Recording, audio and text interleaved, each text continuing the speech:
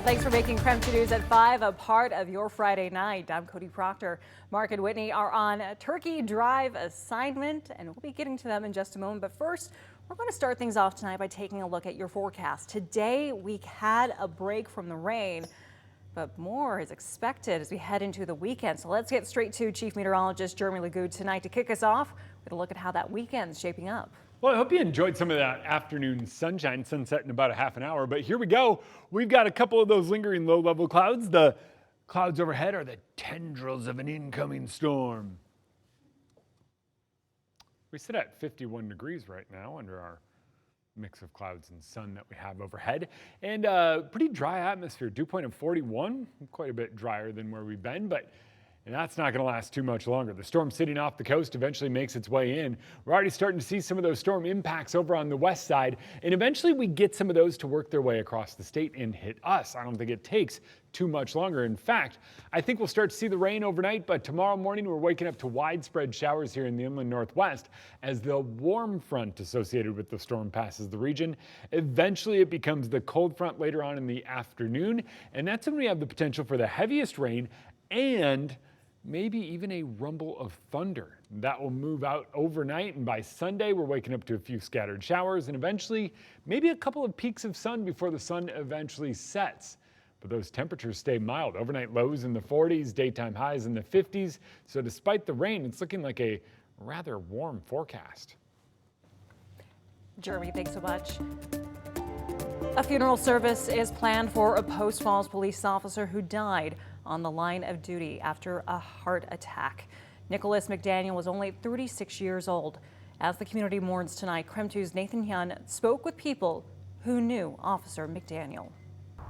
It's been almost 2 weeks since Officer Nicholas McDaniels passed away while on duty. His patrol car still lies outside the Post Falls Police Department, and people have been coming to pay respects. There's about a dozen or so of us that came up to pay respect and to say goodbye to Nick. Grad Ilarinov worked with Officer Nicholas McDaniel in Hawaii. He was very charismatic. And from that first week working with Nick, you knew that he was gonna make an impact in our community. Before McDaniel came to Post Falls, he worked in the Hawaii Police Department for 13 years. He was the kind of guy that was your kid's favorite uncle. He's everyone's favorite uncle. McDaniel passed away in his police car on October 22nd due to a massive heart attack. He hasn't been here for very long. I think he's been here for about eight months, a year in this department. Yeah, we wish we came up sooner. McDaniel only worked for the Post Falls Police Department for less than a year. He's the person you'd want interacting with your mom. If my mother got pulled over, I want Nick pulling her over. He's that type of guy. Post Falls Police Detective Neil Urich says McDaniel was always positive and respectful to his coworkers. Urich says McDaniel stood out as soon as he put on his uniform. There's certain people you get a feel for them when you talk to them that someday they're going to be a leader, and it was him. And what Grad will miss most about his friend, Nick made it a better place. He has no words. He made it a better place to describe the void that McDaniel has left. I don't know how to explain it. A funeral service is planned for Officer McDaniel tomorrow. It won't be open to the public, but community members who wish to support the McDaniel family are encouraged to line the procession route on North Spokane Street in Post Falls once the funeral ends. In Post Falls, Nathan Hyun, KREM 2 News. Nathan, thank you so much. Also, students at the University of Idaho have plans for a student-led vigil to remember the 4 victims killed 1 year ago. The vigil is planned for Monday, November 13th at 6 p.m. on the administrative lawn on the Moscow campus. The vigil will be led by representatives of 3 different Greek chapters. During that vigil, 4 students will speak in memory of Ethan Chapin, Xana Kernodle, Madison Mogan, and Kaylee Gonzalez. Each represent a Greek chapter with which the victims were associated with. The university says the event will be open to all wanting to attend. Well, let's switch gears. KREM Cares team is busy tonight helping kick off Tom's Turkey Drive volunteers at area Rose Hours.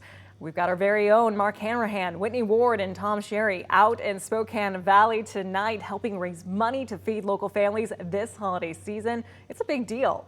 And the crew is joining us live at the Rose Hours to walk us through everything we need to know about the event and make sure everyone can get involved. So take it away, Mark, Whitney, and Tom. Well, as you said, Cody, it is a huge deal. Tom's Turkey Drive now underway. We are at the Rosars here in the Spokane Valley.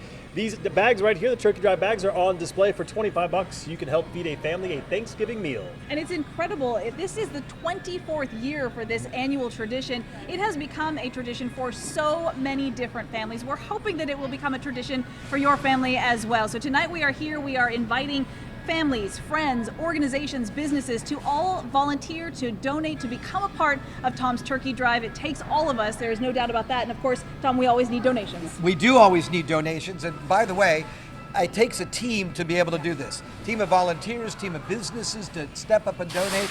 And of course, you at home, once again, we ask you to just consider being part of this incredible thing that Spokane does, where they decide to feed a family that they probably don't even know, a family in need, a full, complete Thanksgiving dinner. Mark's holding the bag right there. This year at Rosars, for $25, you can feed a family in need a Thanksgiving meal. And I don't think if you had like a neighbor that you were going to try to help, that you could buy a Thanksgiving meal for them for $25. No chance. And it's because we have so many donated things. Now, there are also 3 things that you need to know about what's going on this year. And I'm going to read them so I get them right, okay?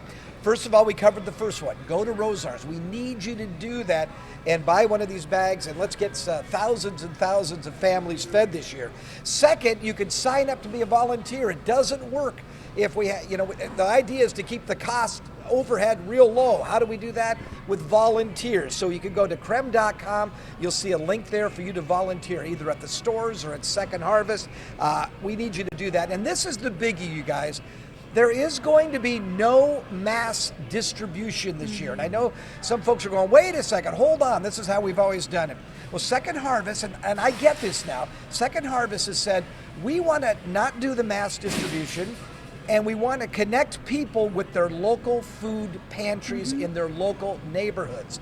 So if you know a family in need, or if you want to participate and take advantage of a turkey from Tom's Turkey Drive, you need to go to KREM.com. We have a full list of all the food pantries that are available that will be distributing these. And they won't be able to hold thousands and thousands. And those will be able to hold hundreds and hundreds. Sure. But we've got lots of these pantries. So go to KREM.com and make sure you get signed up. Some of them, the Mead Food Bank has already filled up. Having said that, Laura Papetti just told me that the Martin Luther King Center says, hey, we want to be a food distribution site, and we're just getting ready to put their link on KREM.com. Yeah, more and more people wanting to be a part of this. We like to say that everyone has a Tom's Turkey Drive story, and it really is true across the community. So again, we are inviting you to come be a part of it.